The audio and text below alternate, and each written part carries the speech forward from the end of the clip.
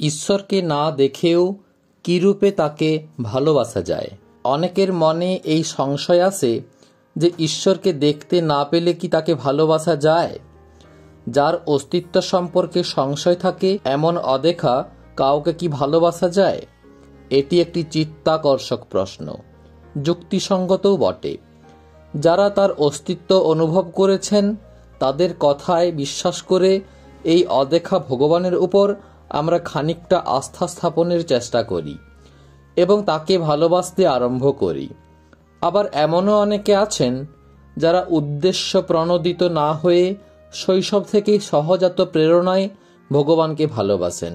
কোনো কোনো আধুনিক মনস্তত্ত্ববিদ বলেন যে মানুষ একজনকে আশ্রয় করতে বা ভালোবাসতে চায়, ঠিক যেমনভাবে একটি শিশু তার মাতা পিতাকে চায়। কিন্তু মানুষের কাছে ভগবানের প্রয়োজনীয়তা ঠিক ততটাই সাদামাটা নয়। এ হলো জীবাত্মার আপন উৎস, অর্থাৎ পরমাত্মার সঙ্গে একাত্ম হওয়ার আকুতি। মনে সর্বদাই এই সংশয় উঁকি দেয়, আমি ভগবানকে জানি না, তাকে দেখিনি, তাকে ভালোবাসবো কি করে? লাটু মহারাজ এই সন্দেহের একটি সুন্দর উত্তর তৈরি করেছেন। যখন কেউ চাকরির জন্য কোনো অফিসে আবেদন করে, সে অফিসারকে না জেনে এবং না দেখেই আবেদন করে। তার যোগ্যতা থাকলে সে তখন চাকরিটা পায়। ঠিক তেমনইভাবে ভগবানকে না দেখে না জেনে তাকে ভালোবাসা, প্রার্থনা জানানো অসম্ভব নয়।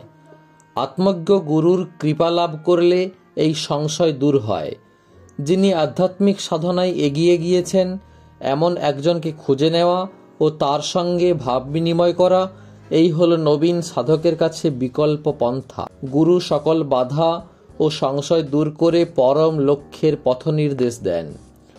গুরু বাক্যে জ্বলন্ত বিশ্বাস থাকা চাই এবং নিষ্ঠা সহকারে তার নির্দেশিত পথ অনুসরণ করা চাই।